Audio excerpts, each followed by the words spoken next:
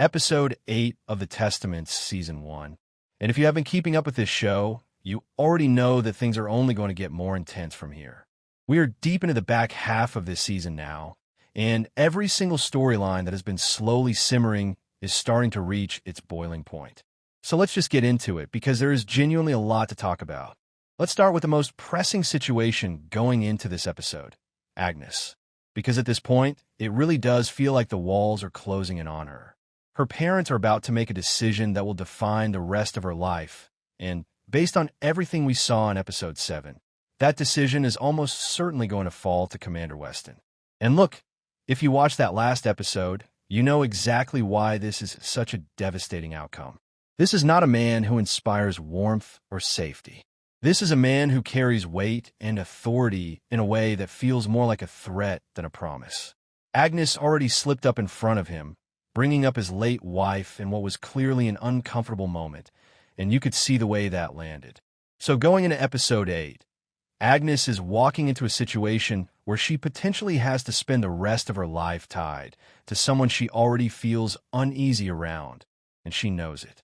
And here's the thing that makes this even more painful, Garth. Because if there was ever any small window of hope that Agnes could end up matched with someone she actually has genuine feelings for, Episode 7 slammed that shut. Garth is not on a roster, and not only that, he has been matched with Becka, which brings its own layer of complication, because Becca's feelings toward Agnes are something the show has been building in a very deliberate way.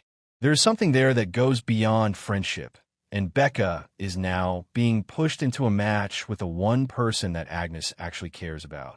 That is a lot of emotional weight for these characters to carry, and Episode 8 is going to force all of them to sit with it. Now let's shift over to the situation with Daisy, because that is its own powder keg entirely. The close call she had in Episode 7 was genuinely nerve-wracking. The eyes are not playing around. They received specific intelligence pointing toward a Pearl girl being connected to the school bus shooting, and they found radio. That radio is the kind of physical evidence that can unravel everything. The other Pearl girl has been taken in, and the outlook there is not good. She is likely looking at execution, and Daisy is sitting with the knowledge that her cover could be next to fall. What Episode 8 needs to do, and what it almost certainly will do, is push Daisy into a corner where she has to decide how much risk she is willing to accept. Because up until now, she has been careful but reactive. She moves when she has to.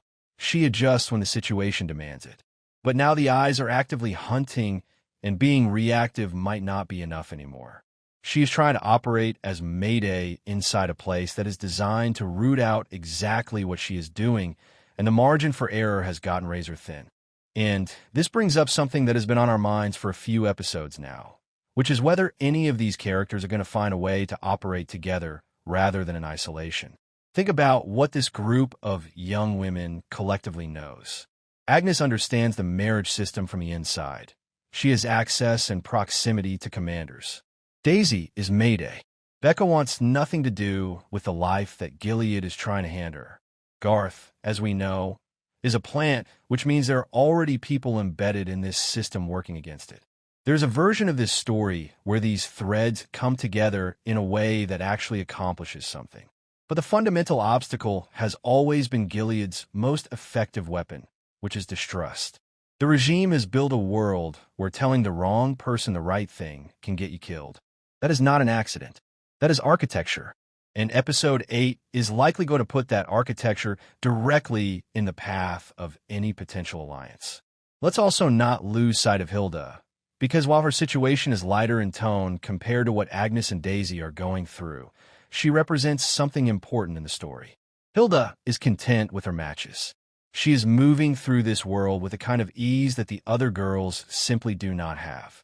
And the show has been using that contrast deliberately. Not every girl in Gilead is miserable. Some of them have accepted the terms, and some of them genuinely believe in them. Hilda's comfort is a mirror that makes Agnes's dread all the more visible. What we're also expecting Episode 8 to develop is the pressure on the institutional side of things. The Eyes is an organization that rewards results, and right now, they have a thread they're pulling on. The investigation into Mayday's presence at the school is not going away. If anything, the arrest of the other Pearl Girl is going to generate more scrutiny, not less. Some questions still need answers from their perspective, and that is not a machine that stops running just because one person has been taken into custody. So heading into this episode, the emotional stakes and the physical stakes are operating on the same level at the same time, which is exactly what this story does well. On one hand, you have Agnes potentially walking into a marriage that feels like a trap with no exit. On the other hand, you have Daisy trying to survive in a system that is actively trying to find her. And underneath all of it, there's this question of whether something bigger is being built or whether these girls are going to be ground down by Gilead one by one. There are only a few episodes left in the season, and that timeline matters. The show is running out of space to set things up. Episode 8 is the kind of episode where the story stops laying groundwork and starts making moves. Agnes is going to have to respond to her match. Daisy is going to have to figure out how to keep her cover intact or decide what she is willing to sacrifice. And the relationships between these characters, Becka, Garth, Agnes, and Daisy, are going to be pulled in directions that the earlier episodes only hinted at.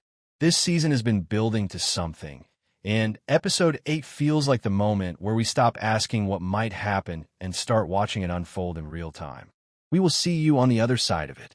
I hope you enjoy the video. For more videos, don't forget to subscribe, like, and comment. I appreciate you watching.